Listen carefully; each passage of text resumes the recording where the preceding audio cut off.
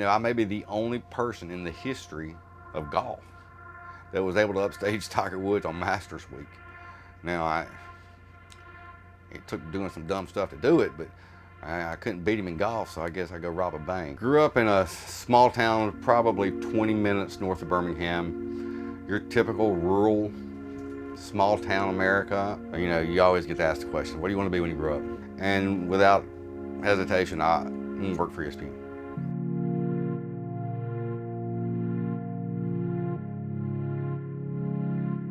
In '04 is when I was working, I think I worked 270 days. I spent 6 months out of the country, started doing a little coke, and just started partying.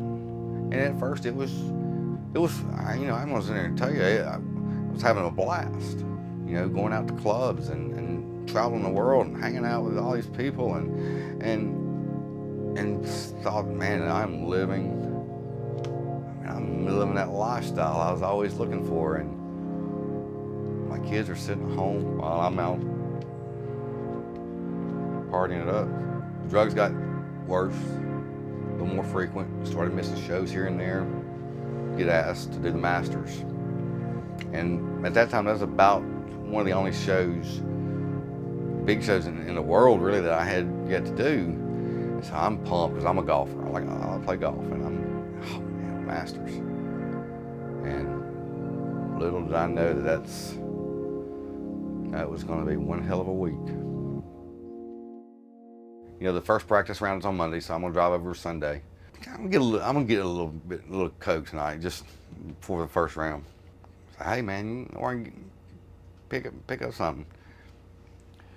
Turns into an all-night party, and I go through all the cash I had, and smoking crack that night, and you know, the next morning, wanting to get more, you know, because once you get started, you want more. It's one of those moments you look back on it and you go, what the hell was I thinking? Here all of a sudden I'm devising plans of how to maybe rob the Waffle House, or there's a Wachovia across the street. And when I walked in that bank, I remember when I'm about to, and just, it let a couple people go in front of me, you know, and was like, and walked up, and it was a note that said, hey, I've got a gun in my belt, which I didn't. You know, just maybe that, I need $1,500. She goes, are you sure you want to do this? You know, this is robbing a bank. I was like, yeah, yeah. And so she gives me the money, and I casually walk out. You know, it wasn't like I tried to cover my face. You know, I proudly walked in there with a Braves cap on, and, you know, and get back to the car, and the window was down. I remember reaching out the door or the window to shut the door, and the dye pack went off. I remember placing an anonymous call. Hey, I think I know where the guy that robbed the bank was. So I just went outside and was sitting outside smoking.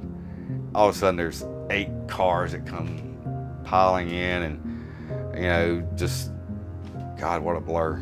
And they were giving high fives and celebrating like they had caught Bonnie and Clyde.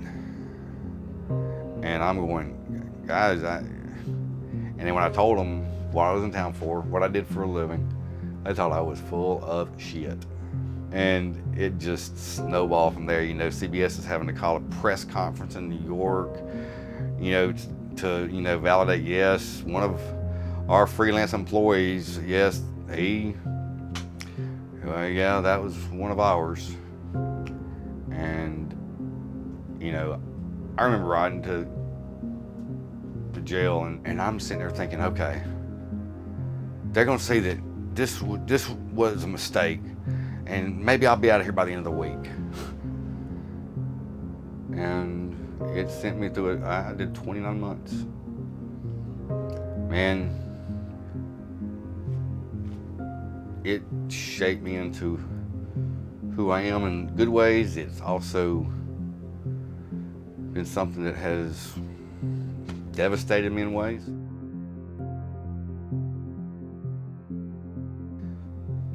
You know, I'm not where I'm at because, oh, he fought hard and fought his way back into TV. No, I had people that loved me that gave me second chances. I robbed a bank, and honestly, it was just maybe saved my life because I was going down a pretty bad path.